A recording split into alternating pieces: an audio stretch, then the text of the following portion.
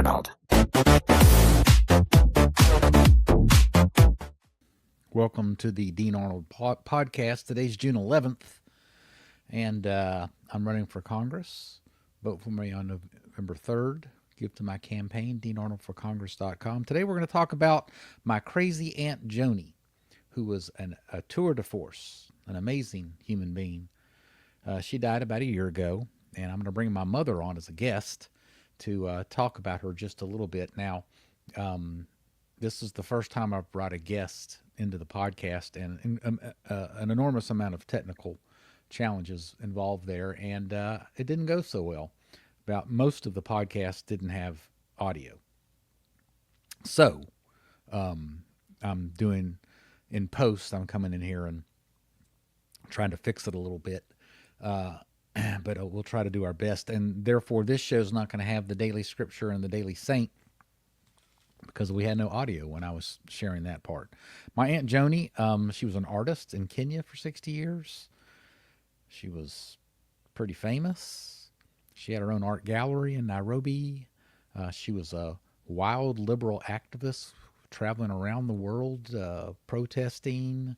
And she really didn't like conservatives and Republicans. She was kind of a mega liberal. She couldn't come into the country for a number of reasons. One, she kept getting busted with marijuana when she would come into the country.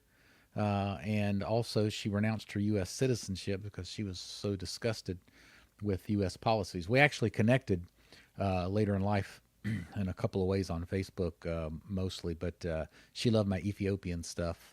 She even said she wanted to get baptized as an Ethiopian. That never happened, but because she was no conservative or no card-carrying Christian, that's for sure. But she did want to get baptized. And we also connected on conspiracy theory and thinking that there was an evil billionaire cabal that kind of ran things. So she was so far left, she sort of came around to the right. That happens sometimes. Let me try to show you some things about Joni. This is where I get a little technically challenged, right? But let's see how we do. Okay.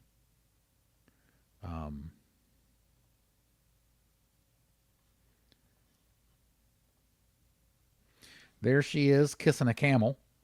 That was not uncommon. She had giraffes around. She had a pet cheetah. Let's see if we can get that on the screen. I don't know if we will or not. There she is with a pet pig. I got a goat in the background. Let's see. Here's an interesting one. She's where she's actually riding a giraffe there. Can I make that larger for everybody to see? There's Joni riding a giraffe. Okay. Not the most uncommon thing in the world. Okay. Let's remove it. Let's share the screen. What's going on here? Share the screen. Let's go over to Windows. Okay, here's the cheetah. That's my grandparents in the foreground. So they're hanging out at Joni's house and they're having a good time with Pikachu. That was the name of the pet cheetah. So that's something Joni did. Can I show you some of her artwork? You know, I wish I could, and I'm going to try. See what I can do here on that. But I don't think I'm going to succeed. Here's a mom sending me a cheetah, and I think last night, there's some giraffes in front of her house, and well, since she sent that in, I'll see if I can get it done. So let me remove that. Let me bring in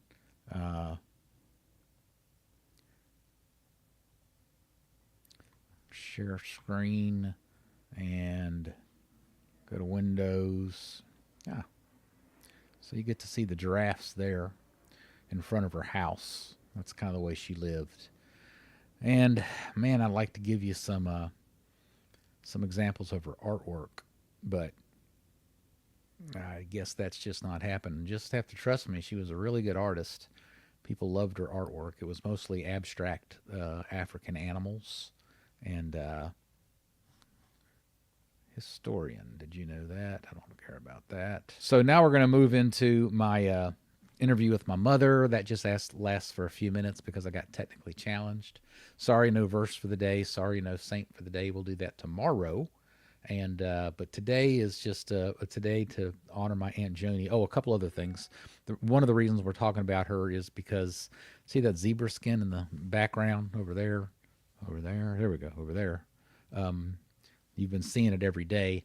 Well, that's because of Joni. Joni was in Africa, and in the 1960s, when it's still legal, she brought it. She got my grandparents to bring it over to California. And it sat in lots of basements for many, many years and finally got to me, and I put it in my basement. And then when I developed this wild cigar lounge that we'll talk more about at some point, the zebra skin went up. And I'm so glad to have the zebra skin, but that's because of Joni. The other reason I wanted to talk about Joni is that, you know, I'm a conservative.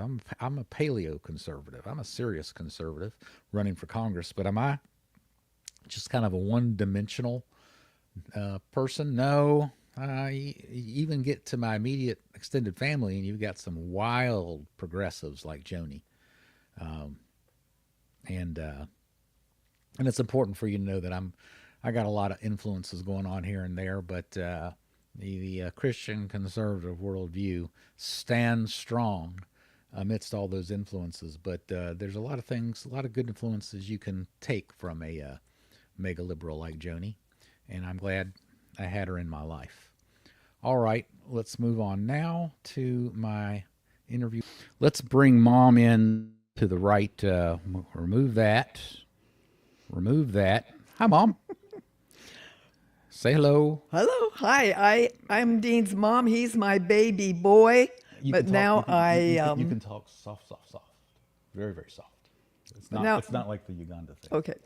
That's why I paid $1,000 for these microphones. I just got off doing a Zoom call to Zambia, so I'm shouting. Dean's my baby boy, but now with his beard, we look like contemporaries, so I really like it. All right.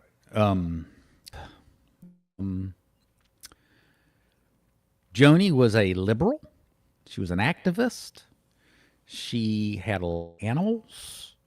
She had a pet cheetah, a pet, well, I don't know if she had pet giraffe. She had a pet camel. And she was highly intelligent. She was well-traveled. She was a famous artist in Nairobi, Kenya for 60 years. Let's see if I can turn you off.